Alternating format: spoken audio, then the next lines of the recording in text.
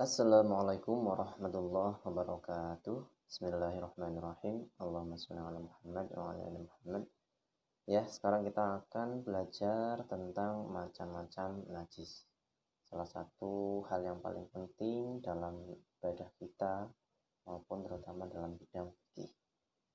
Ya, yang pertama tentang pengertian najis.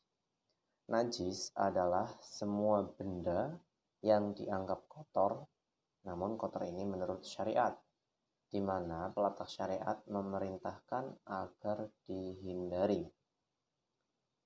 Pada dasarnya, alat mensucikan najis itu adalah air.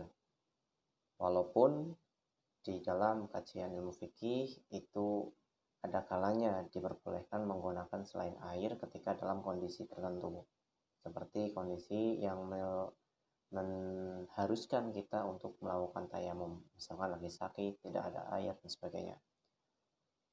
Tapi dalam hal ini yang paling umum atau dasar itu menggunakan air. Sebagaimana dalam surat Al-Anfal ayat 11 Allah berfirman, A'udzubillahi minasyaitonirrajim, wa yunazzilu 'alaikum minas sama'i ma'an lidhahhirakum bih. Yang artinya, dan dia menurunkan kepada kalian hujan dari langit untuk mensucikan kalian dengannya. Selanjutnya, pembagian najis. Pembagian najis secara garis besar itu ada tiga, ya, ada tiga. Yang pertama yaitu najis mukhaffafah atau najis ringan. Yang kedua, najis mutawassithah atau najis sedang. Yang ketiga ada najis mukhalladah atau najis berat. Simpelnya untuk memudahkan menghafal itu mukhaffafah, mengucapkan h itu kan ringan gitu ya, mukhaffafah kan ringan, itu namanya seringan. Kalau mughalladah ya, mughalladah, nah ini kan tambahin ini, jadi ini berat ya, ini berat. Nah, tengah-tengahnya adalah najis sedang mutawassithah. Sedangkan najis mutawassithah itu dibagi menjadi dua, yaitu najis yang bersifat ainiyah dan yang kedua adalah hukmiyah. Ainiyah yaitu najis yang mempunyai bentuk, bau, warna, rasa. Simpelnya ainiyah itu, ini kan dari bahasa Arab ain. Ain itu kan mata ya. Jadi ini anggaplah najis yang terlihat gitu. Sedangkan hukmiyah, najis yang tidak memiliki sifat di atas, yaitu najisnya tidak mempunyai bentuk, bau, warna maupun rasanya. Nah, sekarang kita masuk ke cara mensucikan najisnya. Bagaimana caranya? Kita membahas yang pertama adalah najis yang mukhaffafah, yaitu yang ringan. Ya, najis mukhaffafah yang ringan contohnya itu air kencing bayi laki-laki yang itu hanya makan ASI, belum makan apapun.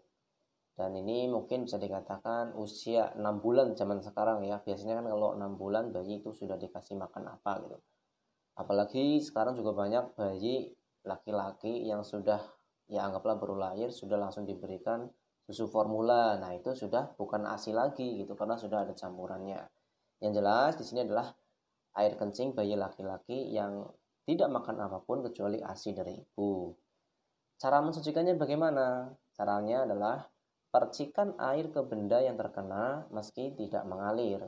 Contohnya itu ketika seorang ibu yang mempunyai bayi laki-laki dan itu ada tambahan lagi dalam ilmu fikih yaitu belum 2 tahun ya, belum 2 tahun dan itu hanya makan nasi. Caranya itu misalkan ibunya itu dikencingin, tinggal dipercikin airnya ya, dipercikin airnya dan tidak mengalir. Ini dalam hadis Rasulullah bersabda ya, dalam suatu hadis yang diriwayatkan Bukhari dan Muslim, sungguhnya Ummu Qais telah datang kepada Rasulullah SAW beserta bayi laki-lakinya yang belum makan makanan selain ASI. Sesampainya di depan Rasulullah SAW, beliau dudukkan anak itu di pangkuan beliau. Kemudian beliau dikencinginya, lalu beliau meminta air, lantas beliau percikan air itu pada kencing kanak-kanak tadi. Tetapi beliau tidak membasuh kencing itu. Nah, jadi di sini tidak bersihkan secara mengalirkan gitu ya, karena ini belum makan apapun selain ASI. Oke, selanjutnya, oh ya, dan ini contohnya ini hanya air kencing bayi laki-laki yang belum makan selain ASI, dan ada tambahan di ilmu fikih yang lainnya juga umurnya belum 2 tahun. Nah, terus yang kedua adalah najis mutawasitoh. Najis mutawasitoh, yaitu tadi najis yang sedang. Dimana tadi dijelaskan najis mutawasitoh itu ada dua. Yang pertama adalah najis ghainiyah, contohnya itu adalah kotoran ayam, kotoran kambing, dan sebagainya. Ini paling banyak contohnya ya. Cara mensucikannya, yang pertama adalah menghilangkan zat, rasa, warna, dan baunya. Ya, misalkan ada kotoran ayam di lantai, itu dilap dulu, ya, dilap, tapi itu lapnya nanti langsung ini ya, anggaplah tidak dipakai saat itu lagi, dilap sampai bersih, sampai kira-kira tidak ada lagi warnanya dan sebagainya. Maka setelah itu dialiri air benda yang terkena itu, misalkan lantainya. Namun di sini ada pengecualian, kecuali warna atau bau yang sangat sukar menghilangkannya. Sifat ini dimaafkan. Contohnya misalkan bayi ya, bayi itu kan masih pakai popok ya, itu biar misalkan BAB itu kan nanti ada warna kuning yang sangat susah dihilangkan. Nah, yang penting sudah ada usaha untuk menghilangkan. Jika memang warnanya tidak hilang sama sekali, maka itu dimaafkan. Selanjutnya yaitu yang kedua adalah najis hukmiyah. Najis hukmiyah tadi yang tidak ada itunya ya, tidak ada zat, rasa, warna, dan baunya. Contohnya ini adalah air kencing yang sudah kering. Ya, misalkan anak-anak di lantai itu pipis, orang tua tidak tahu, ternyata ada, ya anggaplah ada dugaan di situ ada air kencingnya. Nah, itu sudah kering, maka itu dihukumi dengan hukmiyah. Cara mensucikannya bagaimana? Cukup dengan mengalirkan air di atas benda yang terkena, seperti itu ya. Selanjutnya yang ketiga yaitu najis mughaladah. Ini yang paling berat ya. Contohnya ini adalah najis anjing dan babi. Di dalam ilmu fikih dilebih luaskan adalah dan di antara perkawinan keduanya, misalkan anjing berkawin dengan binatang lain atau babi dan sebagainya, tetap nanti anaknya dihukumi dengan najis.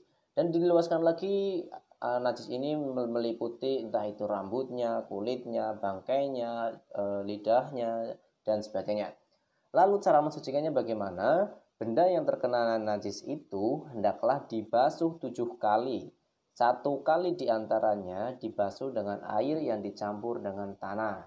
Sebagaimana Rasulullah telah bersabda, Tahuru ina'i ahadikum idza walagha fihil qalbu ayyaghsilahu sab'a marrat ulahunna biturab. Yang artinya, cara mencuci bejana seseorang dari kalian apabila dijilat anjing hendaklah dibasuh 7 kali. Salah satunya hendaklah dicampur dengan tanah. Riwayat Muslim. Demikian teman-teman tentang macam-macam najis dan cara mensucikannya. Jazakumullah khairan. Semoga Allah menjaga kesucian lahir dan batin kita. Bila ada kesalahan mohon maaf.